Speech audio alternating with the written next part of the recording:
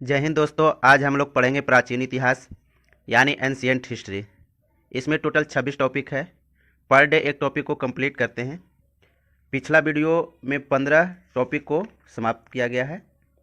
आज आज का टॉपिक है 16 और 17। 16 में हमारा है ब्राह्मण साम्राज्य। इसको इस वीडियो में कंप्लीट करते हैं। तो चलिए बिना देर किए हुए वीडियो को स्टार्ट करते हैं। शुंग एवं कन्नौज राजवंश। पुष्यमित्र शुंग ने जिसने मगध पर शुंग वंश की नींव डाली ब्राह्मण जाति का था। कहता है पुष्यमित्र शुंग जिसने मगध पर शुंग वंश की नींव डाली वो ब्राह्मण जाति का था।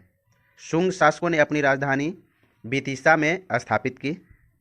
इंडो यूनानी शासक मिनांडर को पुष्यमित्र शुंग ने पराजित किया। इंडो यूनानी शासक मिनांडर को पुष्यमित्र शुंग ने पराजित किया। पुष्यमित्र शुंग ने 2 बार अश्वमेध यज्ञ किया। इनके लिए पतंजलि ने अश्वमेध यज्ञ कराया। भरहुत स्तूप का निर्माण पुष्यमित्र शुंग ने करवाया। भरहुत स्तूप का जो निर्माण है वो पुष्यमित्र शुंग ने करवाया। शुंग वंश का अंतिम शासक देवभूति था। शुंग वंश का अंतिम शासक देवभूति था।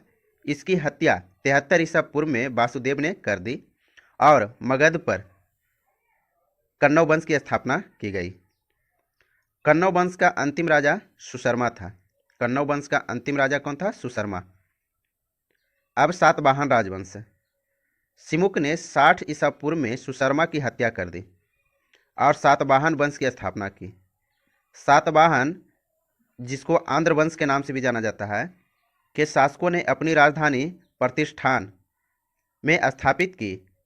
प्रतिष्ठान जो है गोदावरी नदी के किनारे है। प्रतिष्ठान महाराष्ट्र के औरंगाबाद जिले में है।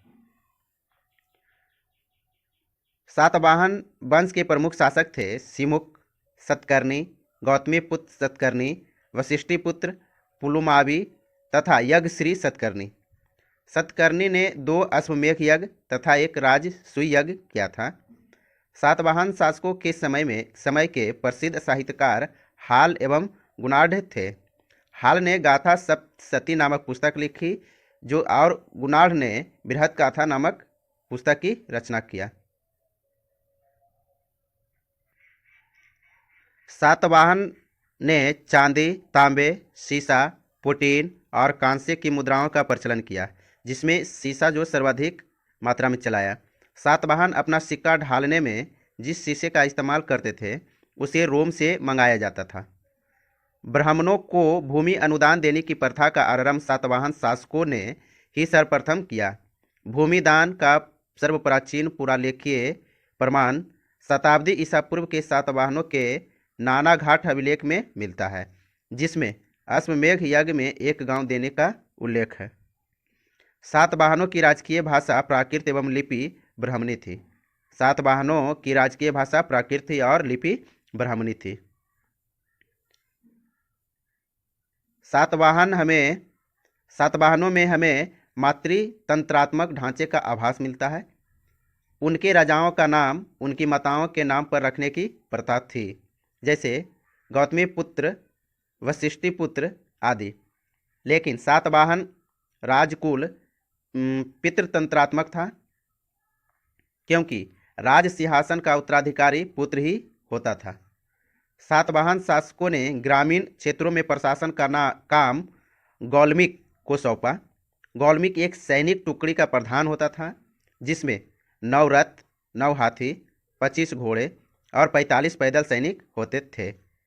सातवाहनों की महत्वपूर्ण चैत्य स्थापत्य कृतियाँ हैं कार्ले का चैत्य, अजंता एवं एलोरा की गुफाओं का निर्माण एवं अमरावती कला का विकास। सतकर्णी एवं अन्य सभी सातवाहन शासक दक्षिणापथ के स्वामी कहे जाते थे। यहाँ कुछ नोट्स दिया गया है। सातवाहन राज्य ने उत्तर और दक्षिण भारत के बीच सेतु का काम किया। अब आया चेदी राजवंश, जो कलिंग पर अपना राज किया था। तो अशोक की मृत्यु के उपरांत संभवतः प्रथम शताब्दी ईसा पूर्व में ईसवी पूर्व में कलिंग में चेदी राजवंश का उदय हुआ। इसकी जानकारी हमें हाथी गुफा अभिलेख जो कि भुवनेश्वर और उड़ीसा से मिलती है। खारवेल इस वंश का एक प्रतापी राजा था। खारवेल जैन धर्म का अनुयायी था और उसने जैन मुनियों के लिए उदयगिरी की पहाड़ी में गुफा का निर्माण करवाया। 16वां टॉपिक जो है समाप्त हुआ। इस वीडियो में इसको भी कंप्लीट करते हैं। भारत के यवन राज।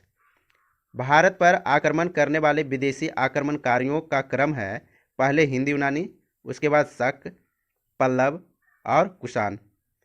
सेल्यूकस के द्वारा स्थापित पश्चिमी तथा मध्य एशिया के विशाल साम्राज्य को इसके उत्तराधिकारी एंटियोकस प्रथम ने अक्षुण्ण बनाए रखा।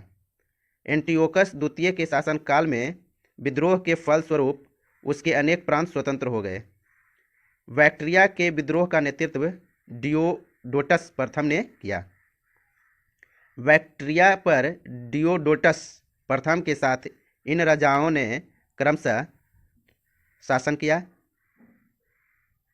डियोडोटस द्वितीय, यूथिडेमस, डेमिट्रियस, मिनांडर, यूक्रेटाइड्स, एंटीआल्किड्स तथा हर्मिक्स ने।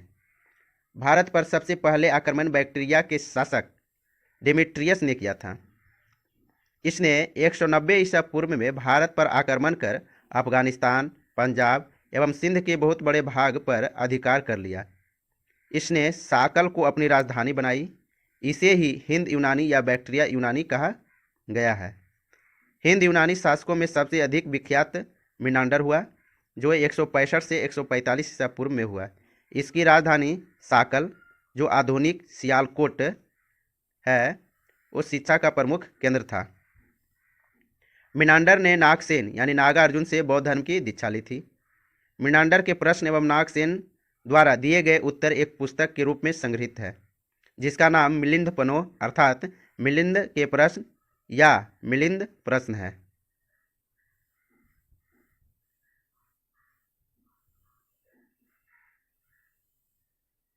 हिंद यूनानी भारत के पहले शासक हुए, जिनके जारी किए गए सिक्कों के बारे में निश्चित रूप से कहा जाता है कि सिक्के किन किन राजाओं के हैं। भारत में सबसे पहले हिंद यूनानी ने ही सोने के सिक्के जारी किए। भारत में सबसे पहले किसने सोने के सिक्के जारी किए थे? तो हिंद यूनानियों ने। हिंद यूनानी शासकों ने भारत के पश्चिमोत्तर सीमा प्रांत में यूनान के प्राचीन कला चलाई, जिसे हेलेनिस्टिक आर्ट कहते हैं। भारत में गंधार कला इसका उत्तम उदाहरण है। नोट्स में दिया गया है, यूनानियों ने पर्दे का प्रचलन आरंभ कर भारतीय नाट्य कला के विकास में योगदान किया। चूँकि पर्दा यूनानियों की देन था, इसलिए वह यवनिका के नाम से प्रसिद्ध हुआ। आज का टॉपिक यहीं पे समाप्त होता है। अगर सेशन आपको अच्छा लग रहा है तो लाइक एंड सब्सक्राइब करें और अपने दोस्तों के साथ भी शेयर कर दें। मिलते हैं नेक्स्ट वीडियो में, तब तक के लिए जय हिंद।